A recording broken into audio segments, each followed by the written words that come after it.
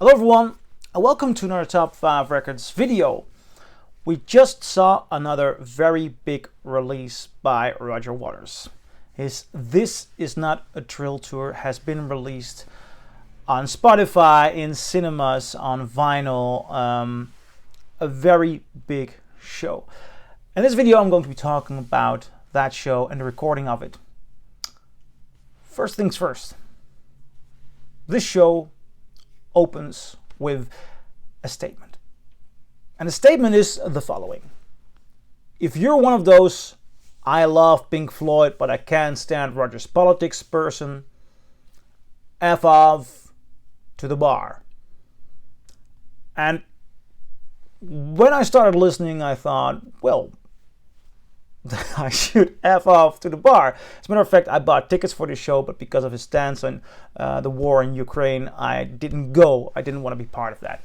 Now, I've been thinking a lot about how to respond to that, and later this week I'm going to post a video with how to respond to Roger Waters' politics. So we can have the debate over there, and I can just listen to this recording and this show without going too much into Waters, the controversy, and the politics. So, after the statement, I was completely surprised by the opening with Comfortably Numb. And Roger Waters does something very interesting here. He really shifts the tone of the song. The way it opens, the way he does his vocal, beautifully calm. It works pretty well. But then after a while, when you get to the chorus, he also rips that of the dynamics. He slightly does a Dark Side of the Moon Redux kind of vibe on it. Like, it's all this talking, even more. A little whisper, and I become comfortably numb. And that song just needs the dynamic of a vocal outburst on the chorus. Nevertheless, I love the fact that he opens with it. I love Comfortably Numb, and I think it's unavoidable to play Comfortably Numb in a Roger Waters or Pink Floyd show, obviously. Nevertheless, almost in all of the instances, it is the heart of the show. And I don't love that song enough to be the heart of that show. And building towards that moment has become somewhat too much of a cliche for me. Well, the first time I saw it, it was during the Dark Side of the Moon tour by Roger Waters. And he played Comfortably Numb, and there was this big set of fireworks on a spiral. And it was amazing, and I loved it. And I loved the guitar, so I loved every bit of it. And then when I saw the Wall tour live, I thought, yeah, okay, yeah, I know it. It's part of the record. I love it. Great song, it should be there, but it's not at the heart of it. And this just happened too often. I also went to see the Us and Them tour, and then Comfortably Numb starts to weigh too heavy. And the fact that it opens with that song, I think it's a great choice. It beautifully moves into words. Happiest Days of Our Lives with Another Brick in the Wall Part 2 and Part 3. So you have this beautiful, unconventional The Wall opening.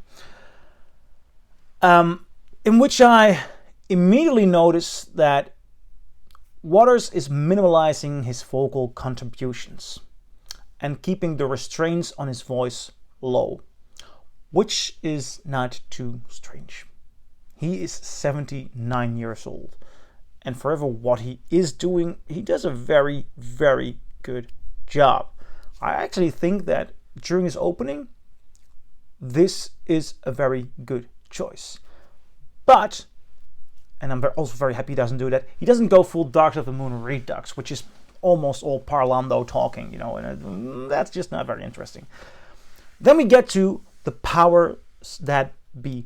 And this is the first moment in the show in which I have the feeling that Waters is not managing to keep up with his voice vocal-wise. He does a great job on the screaming parts though, but it sounds like the entirety of this song is just too low for him. He's struggling here. It also makes the song not start rolling.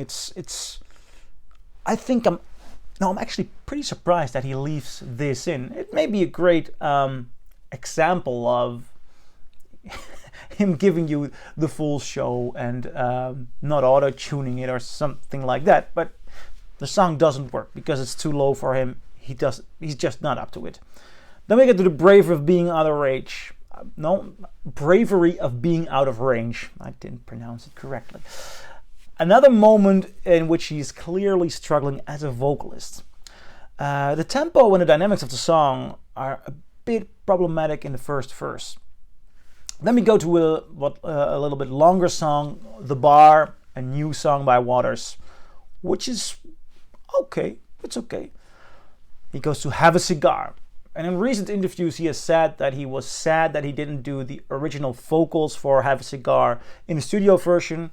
Roy Harper did, and he thinks he may have done a better job. And I've heard him do it live, and he did a great job live. On this recording, not so much. Not really bad. Very solid band. The band is rocking here. They're great. It's not horrible, but his vocal performance lacks the energy of earlier performances. But then we go to Wish You Were Here, and he nails it.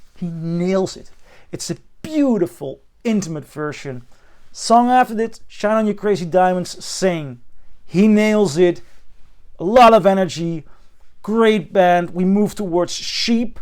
Sheep is really impressive. That is vocally a very tough song because you need a lot of air to do that.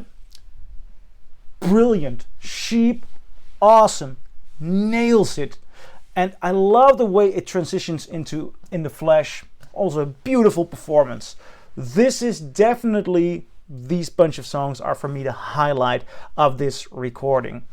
Going into Run Like Hell, great job there. Going into Deja Vu, a relatively new Waters song, also a great job there. Then things start to change for me. We go into Money, and Waters is not singing himself, and I really don't dig that.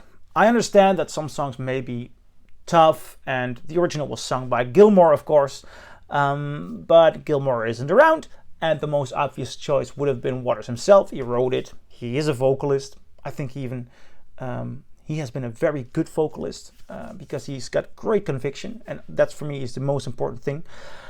But this new vocalist is desperately trying to sound edgy and jazzy and completely ruins the song. Same thing for Us and Them. I really doubt the purity and the conviction of the vocalist here. I don't like that. We go into Brain Damage. Waters is singing again. Eclipse. He does an incredible job. And show is back on fire. After Eclipse, Waters does, and he has done one earlier on in the show, but not so controversial for me, but I cannot leave this out. He does a speech, and he tells the people of Prague to get rid of their nuclear weapons. I mean, Waters has spoken in name of Russia to the United Nations, in which he said that, of course, Russia, it's illegal to invade Ukraine, and he's against the war. But if you're against the war and you have been defending a country with the most nuclear heads in the world, and then you're going to Europe, to a country pretty close to Russia, and you're telling them to get rid of your nuclear weapons. I mean, I'm a pacifist. I think nobody should have nuclear weapons. But when your neighbor has them, are you gonna get involved and tell people to get rid of nuclear weapons? I mean, you think people should not respond to your politics, but then you go out to a country and tell the people not to have nuclear weapons when they are close to a nuclear power force. Man, you live in a different world, Roger Waters. But I'll go into more details about the political situation in the video later this week. Back to the track list. Some great songs here. I'm taking a glance at the track list again. It's easy to get moved away. Yeah, Two Suns in the Sunset, not really my song. Then The Bar, he does a reprise, or the part 2 of The Bar, which is nice. And then he goes into it transitions perfectly into one of the most beautiful, delicate versions of Outside the Wall. Beautiful version. Gorgeous. And I love that last song. So I'm curious, what do you think? Do you agree? Do you disagree? Leave a comment below and I'll see you in my next video. Bye.